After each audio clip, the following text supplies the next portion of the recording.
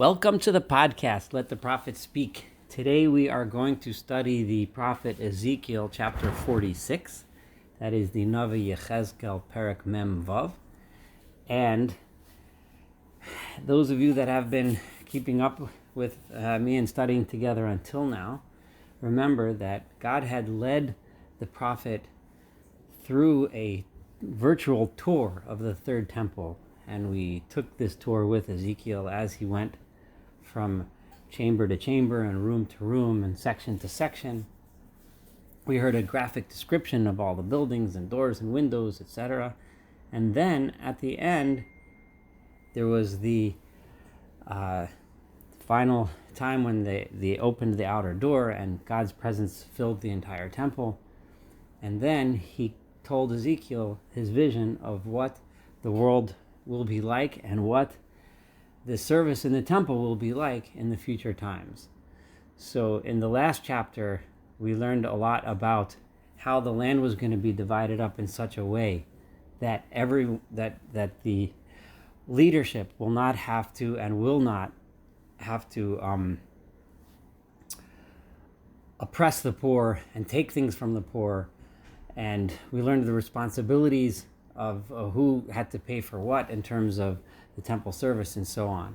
We're going to get into a lot more detail today in chapter 46 and get a really good idea of the type of leadership Ezekiel the prophet envisions for the future and what is an appropriate form of leadership. So let us begin with verse 1 and let the prophet speak. Ko amar Adonai Elohim, so said the Lord God. Sha'ar hechotzer hapnimit hapone kodim, the gate of the courtyard, which is inside that faces eastward, Sagur, that is the gate within which, or through which, the people would enter in and out of the temple. It's going to be an important gate, so bear this in mind. But I want that gate to be closed. Now remember, in these last few chapters, we've many times had the idea expressed that in the future times, the temple is restricted only to those people who open their hearts to God, only those people who are willing to keep the laws and keep the rules that God has set forth. And God does not want people coming to serve in the ways that they had done before, ways that were dishonest, ways that were untrustworthy. So now what we're studying is one of those things is restricting the temple, not just to the people, but also restricting it to certain special times. And that's what God is saying here. Yes, Sagur should be closed. Sheshet Yimei Hamasa, throughout the week. The 6 days of the week, if you want to pray, you have other places to go. But Uviyom HaShabbat, but on the day of Shabbat, on the Sabbath, Yipoteach. That's when the doors will open.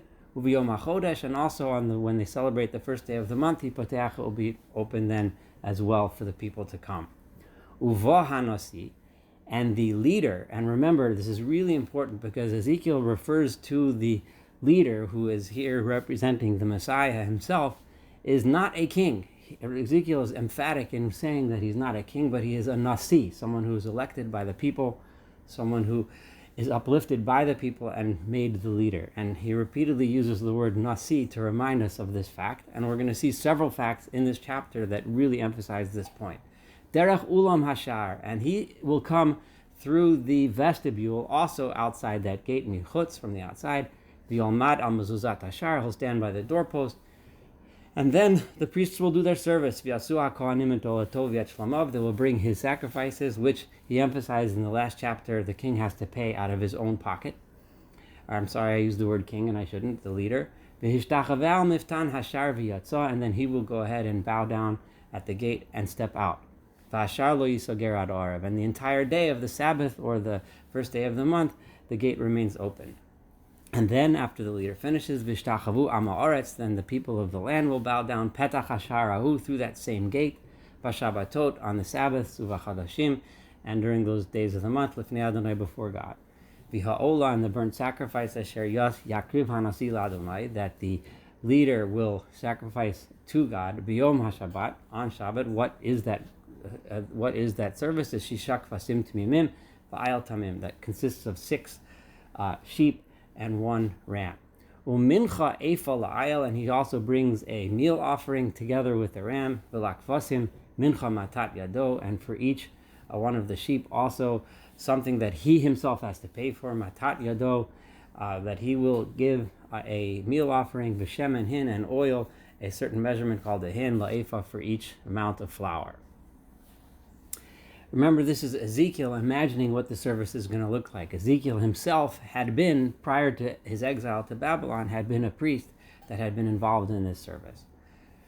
Uvayom hachodesh, I'm not going to go too much into the details of the translations of every single one of these sacrifices, but you'll get the idea. Parben bakar tamim, a bull that to timimim, that is perfect. V'sheshet kvasim, again sheep. V'al timimim yu, and also again a ram. V'efol apar, again the meal sacrifice for each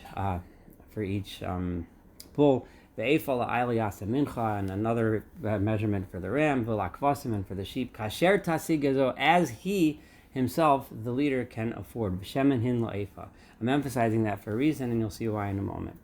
Now I'm up to verse 8, and you pay attention here, because it's going to change a little bit pace here. Uvevo hanasi derech ulam. When the leader comes through that vestibule, hashar yavo, he comes out, he goes in through this particular gate, uvidarko yetze, and he also must exit through this particular gate. And, verse 9, Uvevo ha'ma'aretz, when the people come lifnei Adonai to pray before God, b'moadim, on the holidays and on the Sabbaths that we said, also derech shar tzafon hishtachavot, they come through the northern gate to bow, yetze derech shar negev, they go out through the southern gate, the haba derech shar negev, yetze derech shar tzfona, one who comes through the southern goes out through the northern. Lo yashuv derech hashar asher bavo, ki necho yetze. This is a practical thing, because there's a lot of people, you go in one and you go out the other, so people don't knock into each other. However,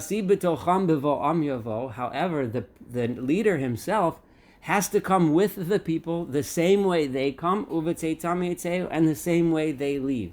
This is actually kind of revolutionary for those days, because typically the king always had his own entrance, didn't go in. But here Ezekiel is emphasizing that the king, or not the king, the leader, the Nasi, has to go in and out the same way together with the people, has the same door, the same entrance, emphasizing the humility that the leader must have.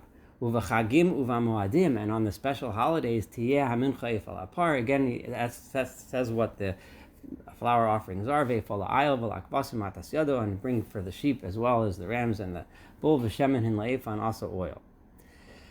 V'chi ya'aseh, and this is verse 12, Hanasiya, when the leader decides to give a nidava, a free will offering, something that he wants to give on his own, ola o shlamim, either a burnt or a peace offering, nidava l'Adonai, ufatach lo at ashar ponakadim, then they will open for him, he will be able to have them open for him the door that faces eastward, which is the same door we talked about before, v'yasa es olato v'yat and he can bring it kasher yaseh b'yom Shabbat, in the same way as, so he can, if he decides to, bring it during the week, just like on Shabbat.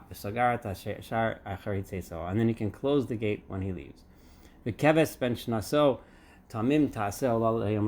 then this is the general daily offering that was always brought. It should be brought every morning. And the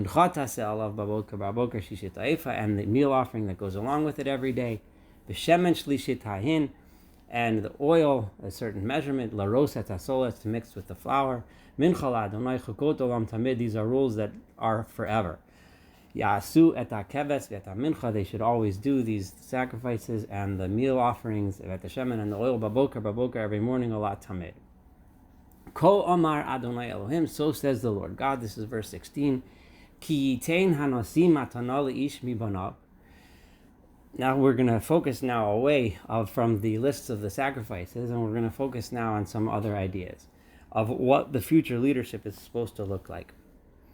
Again, I'm at verse 16. When the leader gives a present, a matana, during his lifetime, in other words, let's say the leader decides to give something to one of his children, nachlatohi levanav tiyeh. In those cases, that becomes the property of the son, or one of his children, whoever he gives it to. Tiyeh chuzatam hi benachala, he will hold that in inheritance. However, in verse 17, but if he gives of his property as a gift to any one of his subjects, Then v'haitalo ad shnat hadror, then he would keep it until the Jubilee year, the 50th year. And this is important because v'shavat lenasi, then it goes back to the prince. Remember that Ezekiel in last chapter allotted a certain amount of land for the leader, and that was what he had, and that was it. And therefore, it's important that the leader maintains his specific amount of land and gets it back if he gives it to other people. However, if he gives it to his children, then it stays in the family of the leader. And verse 18, V'lo yikach hanasi, and this is the crucial point, the leader shall never take minachalat ha'am, ever take away land from any of the people in the land. Lahonotam me'achuzatam, he shall never oppress them by taking their property away from them. Me'achuzato yanchil apanav, if the king wants to pass on something to his children, the princes or whatever, he has to give of his own property. Lema'an asher lo yafutzu ami, because I do not want my people ever dispossessed ish me'achuzato, from their own property. So Ezekiel has a vision of the future where the king can never appropriate property from himself, or for his family.